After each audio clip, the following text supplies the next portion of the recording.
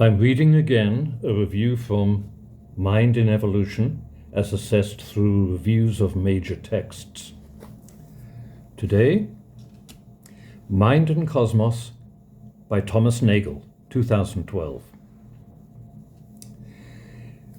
I welcome this book as a roundup of ideas available for thinking about mind and cosmos and evolution as reported by a highly qualified and respected philosopher. First sentence.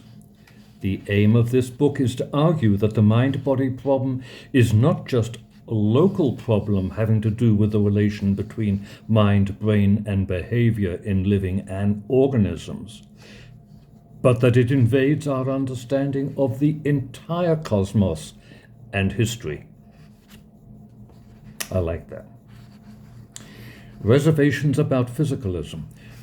Quote, the great advances in the physical and biological sciences were made possible by excluding the mind from the physical world. I find it puzzling that this view of things should be taken as more or less self-evident, as I believe it commonly is. I find the confidence among the scientific establishment that the whole scenario will yield to a purely chemical explanation hard to understand, except as a manifestation of an axiomatic commitment to reductive materialism. Almost everyone in our secular culture has been browbeaten into regarding the reductive research program as sacrosanct, on the ground that anything else would not be science. His convictions. My guiding conviction is that mind is not just an afterthought or an accident or an add-on, but a basic aspect of nature. Our own existence presents us with the fact that somehow the world generates conscious beings capable of recognizing reasons for actions and belief, distinguishing some necessary truths, and evaluating the evidence for alternative hypotheses about the natural world. The existence of consciousness is both one of the most familiar and one of the most astounding things about the world. No conception of the natural order that does not reveal it as something to be expected can aspire even to the outline of completeness. And if physical science, whatever it may have to say about the origin of life, leaves us necessarily in the dark about consciousness, that shows that it cannot provide the basic form of intelligibility for the world. The evolution of life must be at least part of the explanation of the development and form of consciousness. I applaud his call for openness to novelty. Quote, intellectual humility requires that we resist the temptation to assume that the tools of the kind we now have are in principle sufficient to understand the universe as a whole.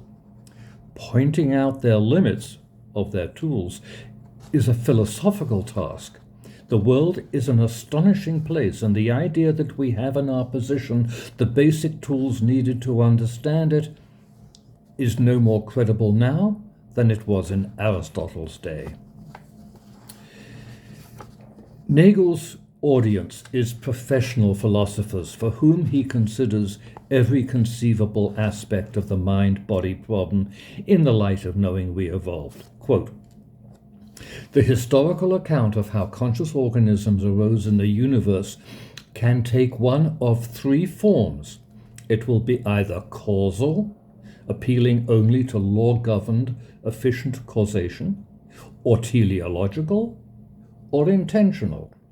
Since either a reductive or emergent constitutive account could be combined with any of these three types of historical account, there are 6 options. For a text on philosophy, fair enough, and he plows through these 6 options in detail.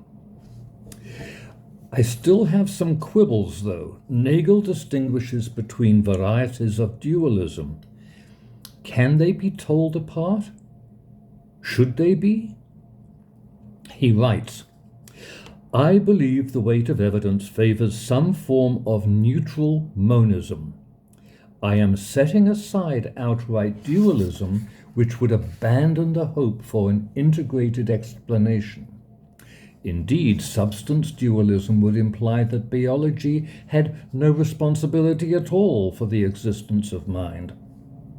What interests me is the alternative hypothesis that biological evolution is responsible for the existence of conscious mental phenomena, but that since those phenomena are not physically explainable, the usual view of evolution must be revised. It is not just a physical process. End of quote. I do wonder if you can apply traditional philosophical categories, as Nagel does, to something that happened only once across our entire planet in the course of hundreds of millions of years. Several times he uses the word likely in connection with the origin of evolution. How likely is it? He continually assesses hypotheses to do with evolution by how intelligible they are, and I wondered if that was a reasonable criterion for something developing over 1/3 of the universe's existence. What basis do we have for finding something like that intelligible? Still, he arrived at judgments I found very agreeable. If the mental is not itself merely physical, it cannot be fully explained by physical science. And then, as I shall argue, it is difficult to avoid the conclusion that those aspects of our physical constitution that bring with them the mental cannot be fully explained by physical science either. If evolutionary biology is a physical thing, as it is generally taken to be, then it cannot account for the appearance of consciousness and of other phenomena that are not physically reducible. So if mind is a product of biological evolution, if organisms with mental life are not miraculous anomalies but an integral part of nature, then biology cannot be a purely physical science. The possibility opens up a pervasive conception of the natural order very different from materialism, one that makes mind central rather than a side effect of physical law. In his conclusion, Nagel assesses the difficulty of his project. Quote, "What kind of unified conception of the natural world would allow the explanation of the development of living organisms also to explain the development of consciousness? I am certain that my own attempt to explore alternatives is far too unimaginative. An understanding of the universe as basically prone to generate life and mind will probably require a much more radical departure from the familiar forms of naturalistic explanation than I am at present able to conceive. Specifically, in attempting to understand consciousness as a biological phenomenon, it is too easy to forget how radical is the difference between the subjective and the objective, and to fall into the error of thinking about the mental in terms taken from our ideas of physical events and processes." Nowhere does Nagel draw on his own experience of consciousness to analyze what kind of processes it evolves, or the path of evolution, but he does periodically adopt the habit of the common man. Quote, "I would like to defend the untutored reaction of incredulity to the reductionist neo-Darwinian account of the origin and evolution of life. It is prima facie highly implausible that life as we know it is the result of a sequel of physical accidents together with the mechanisms of natural selection. It seems to me that, as it is usually presented, the current orthodoxy about the current cosmic order is the product of governing assumptions that are unsupported and that flies in the face of common sense.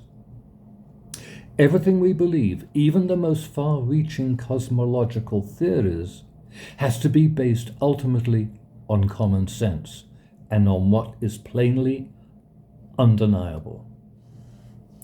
End of quote. seems to me Nagel has come up with a sensible, readable wrap-up of the technical issues to do with how we evolved.